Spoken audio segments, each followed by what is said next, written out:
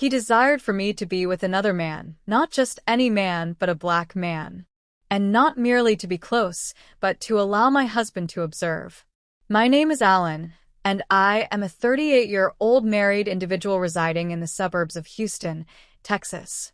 I have shared nearly 15 years of my life with my husband, Greg. We have created a serene, steady, cozy existence, perhaps a bit overly secure. Greg, a software engineer, embodies a logical and composed demeanor. I have been a stay-at-home wife since our daughter left for college. I once taught at an elementary school, yet there was a feeling within me. As the house fell into stillness, the silence enveloped me, thick and oppressive, as if it were ushering in a shadow I had long tried to ignore. Desire. It began as mere playful banter. Greg would mention it during our late-night conversations, discussing wild fantasies, scenarios, role-play, even exploring the idea of him watching me with another person. I would simply roll my eyes, plan a kiss on his neck, and dismiss it as if it were nothing significant. However, as time passed, the atmosphere shifted. The notion kept surfacing. He began to mention names and delve into specifics about various situations. He then mentioned Marcus. He mentioned their encounter at the gym, describing Marcus as truly remarkable, self-assured, and confident. Greg remarked that watching Marcus with his partner transformed everything. He saw affection and remarked that Marcus could give something different, suggesting that perhaps I deserved to experience that as well. I inquired whether this was due to a lack of love on his part, and he responded with a no. He expressed that it was about liberating me, providing an unforgettable experience, releasing shame, and simply embracing the moment. It wasn't until that night at the restaurant that I found myself believing him. He mentioned that Marcus was upstairs in the hotel suite, that he had already spoken with him, and that Marcus was in agreement. Greg settled the bill, and I exited that restaurant trembling, yet I trailed behind him on the elevator ascent. I found myself gazing at my reflection endlessly in the mirrored walls, flawless lipstick, elegantly curled hair, eyes wide and filled with fear. My heart was pleading for me to flee, yet my legs seemed anchored to the ground. The hotel door swung open just as Greg raised his hand to knock, revealing Marcus, dressed in casual black joggers, his torso bare. His chest was broad, adorned with tattoos, and he gazed directly into my eyes, a smile playing on his lips as if he already understood. Without uttering a single word, he simply moved aside to let me in. The air was thick with the scent of cologne and warmth, illuminated by soft lighting and accompanied by champagne chilling on ice. Greg settled into the armchair in the corner, his excitement evident even in silence. Marcus approached, resting a hand on my hip, and leaned in to whisper softly, "If you want me to stop, just say the word. Otherwise, I'm here for you tonight." I remained silent and let him continue. He kissed me gently, took the lead, and in seconds I found myself vulnerable. His hands were steady as he lifted me and gently placed me on the bed. As he moved closer, the atmosphere changed. My body became still as my thoughts surged, yet my spirit seemed to float. Marcus's touch felt unlike anything I had known. Every breath, every movement, every sound, he understood how to open me softly, while Greg watched quietly from across the room. I lost count of the number of times I reached the peak. Time faded. I was overwhelmed, and when he finally fell beside me, my legs trembled. My husband approached, pressed a kiss to my forehead, and murmured, "Thank you." I looked at Marcus. He smiled, and in that instant, I realized something inside me had changed forever. I awoke the next morning sore in ways that reached far beyond the physical, touching the emotional, the mental, the spiritual. My body throbbed in places I hadn't realized could ache. My throat felt raw from the sounds I had made. My thighs trembled. My spirit felt caught in a liminal space between regret and longing. Greg lay beside me peacefully, one arm draped gently over my waist. I turned to look at him. So serene, so content, smiling as if he had just experienced a dream. Yet my mind lingered on Marcus, his deep voice, the weight of his presence, and that feeling of being opened. Something had been awakened in me.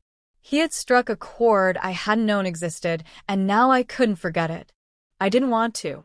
As Greg stirred awake, he kissed my shoulder and whispered, "You are incredible." I offered a faint smile, not forced, not false. I had been fully immersed, and I craved that feeling again. That afternoon, Greg prepared breakfast for us in our hotel room. We acted like a couple enjoying a weekend getaway, but my thoughts wandered. I closed my eyes and saw Marcus's face, heard his voice. It stayed with me. Later that week, Greg mentioned him again. Marcus wanted to see me. I tried to act indifferent, but the truth was, it had consumed my thoughts every night since. The next Saturday, we found ourselves at a private Airbnb on the outskirts of town, quiet, elegant, secluded. White linens, aromatic candles. Greg brought wine and said he'd relax in the corner. Marcus arrived late, confident. He wore a fitted black t-shirt and gray sweatpants. He looked at me, smiled, and asked, "Miss me?" I didn't answer. I kissed him. The moment was slower, deeper. He took his time, kissed every inch of me, whispered words that made me melt. He laid me on the couch and I let go. Greg sat in silence again, but his eyes told a different story this time. Something had shifted. The thrill was still there, but maybe there was something else too. Envy? Sadness? I didn't know. All I knew was that I felt like I belonged to someone else now. Marcus whispered my name like a prayer. He moved slowly, then powerfully. I cried out, biting into a pillow to muffle the sounds. Greg heard them all, and he kept watching. When it ended, I collapsed.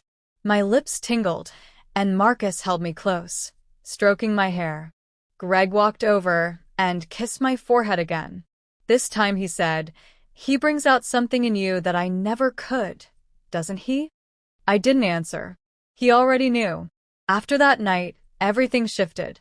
Marcus started messaging me directly, just casual greetings at first, but always with that spark. I responded late at night, while Greg was asleep. Sometimes I'd be in the bathroom, phone in hand, heart racing. I became drawn in. One afternoon, Marcus messaged asking to meet, without Greg. I stared at the screen for an hour before replying yes. We met at a hotel far from town. No questions. No pretense. Just longing. He pulled me in and kissed me hard, like he'd missed me. That night was raw. There were no candles, no wine, just us. He lifted my skirt, moved my clothes aside, and took me. Fierce, unfiltered. We both reached our peaks. 3 times before he did. When I got home, Greg was watching television. He asked if I enjoyed shopping. I nodded. He smiled, but I couldn't meet his eyes. That night, I tried to wash away the memory in the shower. But it stayed. Not just on my skin, but inside me. Deep. Greg began to notice my distance. I stared at my phone too often. He saw it.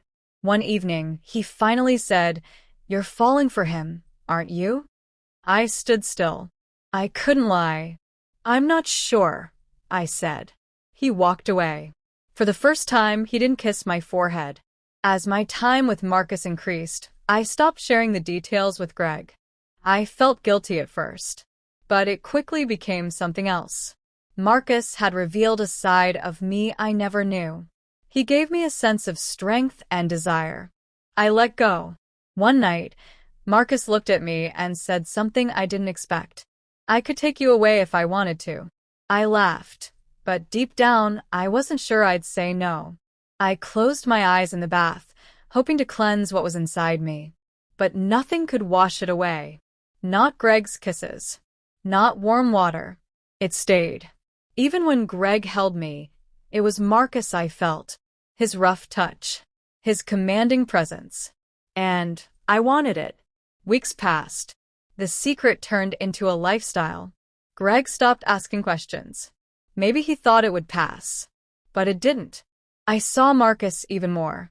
Sometimes I lied to Greg about yoga, about brunch, just to be with him. Marcus treated me like someone valuable, like a secret he treasured. I wasn't Greg's wife anymore.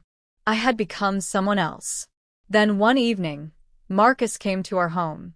Greg had invited him. I nearly gasped. Greg opened a bottle of wine, played soft music, and told Marcus to make himself at home. My hands trembled.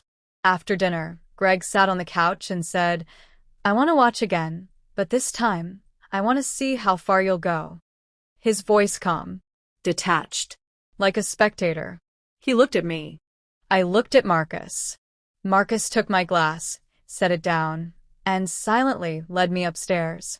I glanced back. Greg nodded. That night was the most intense yet. Marcus was bold. He pushed me further than before. And I responded. Quiet moans, soft cries, surrendering completely. Greg watched from across the room, sipping wine. His face unreadable. When it was over, I collapsed breathless. Greg came over and kissed my forehead again. But this time, I saw something else in his eyes. Resentment. After that, Greg changed. He barely touched me, barely spoke. We shared quiet meals. Sometimes I caught him looking at me, lost in thought. One evening, he finally said, "I gave you what you wanted, but now I can't even look at you without seeing him." I said nothing. He continued, "You're not mine anymore. Maybe that's my fault." In the morning, he was gone. No goodbye. Just a letter on the nightstand. Marcus was still around, but things had shifted. With Greg gone, the excitement faded. Marcus stopped texting. No more calls. And just like that, I was alone. No husband. No partner. Just silence. People ask if I regret it. Sometimes I do. It was the first time I felt truly alive. But there are nights I can't sleep. Haunted by Greg's words. "He's all I see when I look at you." He thought it would bring us closer. But it destroyed everything. Now I am neither wife nor lover. Just a woman who stepped too close to the fire and watched everything turn to ash.